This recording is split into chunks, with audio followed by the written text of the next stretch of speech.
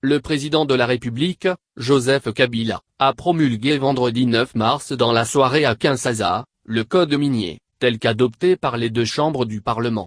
Cette promulgation intervient, après plusieurs tractations et contestations de la part de firmes minières. Lors de la lecture de cette ordonnance à la radio-télévision nationale congolaise, le gouvernement a cependant réaffirmé sa volonté de poursuivre les échanges avec les miniers qui sont, par ailleurs, des partenaires de la République démocratique du Congo.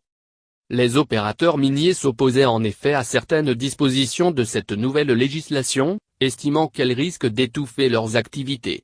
Leurs inquiétudes se rapportaient notamment à la hausse de la redevance minière de 2 à 10%, la réduction de certains avantages douaniers et la suppression de la clause de stabilité de 10 ans.